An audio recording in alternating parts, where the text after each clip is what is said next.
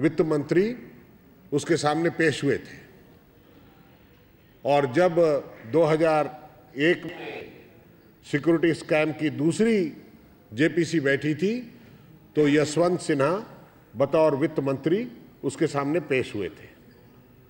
तो ऐसी बात है कि इन कमेटियों में आप पूरी तरह से जानकारी हासिल कर सकते हैं।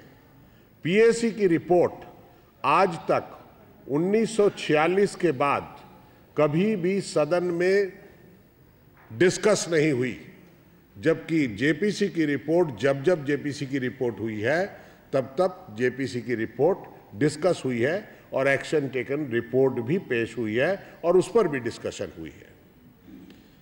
तो आज की घटना यही थी कि सरकार की तरफ से था कि कोई और रास्ता अपना लिया जाए, जिसको विपक्ष ने एक स्वर में ना कर दिया और कह दिया। आज उन्होंने कहा कि ठीक है, प्रधानमंत्री दिल्ली से बाहर हैं, आज दोपहर तक वापस आएंगे, उनसे बात करके वो पुनः बताएंगे। पिछली बार 15 तारीख के बाद 22 तारीख को मिले थे, अब पता नहीं कितने घंटों के बाद या कितने दिनों के बाद मुलाकात होगी। और आज की सभा कल के लिए स्थगित हो गई है। अब आगे जो उनका जवाब आएगा उस पर कार्रवाई होगी। मेरे को यही बताना था। दूसरी बात, जो हमारा स्टैंड सीवीसी के अपॉइंटमेंट पर था और उस सीवीसी की अपॉइंटमेंट के लिए जो एक समिति है, उस समिति के 3 सदस्य हैं, प्रधानमंत्री, गृह मंत्री और नेता प्रतिपक्ष Lok Sabha.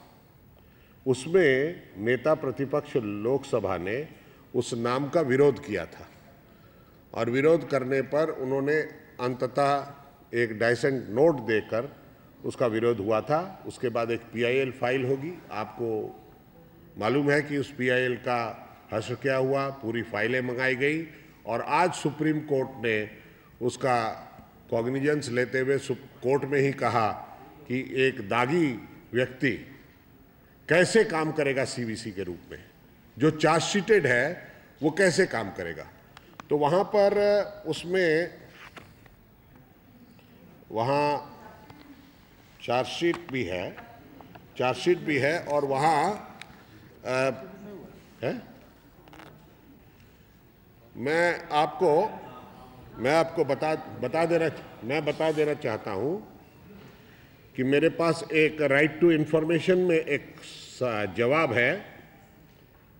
The state public information officer, office of inquiry commissioner and special जज तिरुवनंतपुरम का, जिन्होंने रमेश बाबू केसी करके कोई तिरुवनंतपुरम के हैं, उनको जवाब दिया है 25 सितंबर 2010 को। उन्होंने कहा है, with reference to the above I am furnishing here with the details sought under RTI Act 2005. The case CC6/03 is stayed by Honorable High Court of India in criminal appeal number such and such. The list of accused charge sheeted in CC6/2003 is as shown below. A1 Mr. K. Karunakaran, A2 Sri T.H. Mustafa और A8 में है P.J. Thomas, formerly Food Secretary to Government of Kerala. आगे लिखा, the case stands posted on 23rd October 2010. This court has not quashed charges against any of the accused in CC6/2003. Sri P.J. Thomas continues to be the 8th accused in the array of accused. This is the RTI copy and I have got the full copy, full set, 11-page set. So, आज जो उन्होंने कहा, वहाँ पर जो attorney general उपस्थित थे, उन्होंने कहा कि नहीं वो एक्यूज नहीं है या चार्जशीटेड नहीं है, तो उसका आरटीआई का प्रमाण मैं आपको दिखा रहा हूँ। तो अब सुप्रीम कोर्ट ने उसका भी कॉग्निजेंस लिया हुआ है। तो ऐसी इन्वेस्टिगेटिंग एजेंसीज, और आपने कल आपके मीडिया में ही आपने लिखा और दिखाया कि अब सरकार सोच रही है कि सीवीसी ने जो 22,000 करोड़ का घोटाला 2G में कहा था उसको कॉग्निजेंस उसका लिया जाए, संज्ञान उसका लिया जाए, या जो सीएजी ने कहा 1,76,000 करोड़ का है उसका संज्ञान लिया जाए। इस पर भी द्वंद्व चल रहा है अंदर। इन सारी चीजों का फैसला एक जेपीसी ही कर सकती है।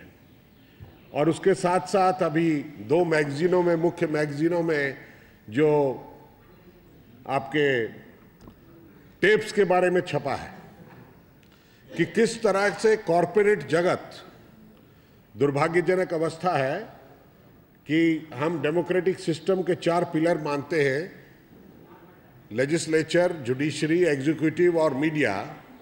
उस मीडिया के भी प्रमुख लोग किस तरह से कॉरपोरेट जगत के लॉबिस्ट लोगों से एडवाइस ले रहे हैं कि आर्टिकल में और कॉलम में क्या लिखना है, और कैसे उस कॉलम के माध्यम से और एडिटोरियल के माध्यम से पाठक को, पढ़ने वालों को, रीडर्स को प्रभावित करना है, साथ ही साथ नेताओं को भी प्रभावित करना है। कौन आदमी किस विभाग का मंत्रालय लेगा उसका भी फैसला वही लोग करेंगे।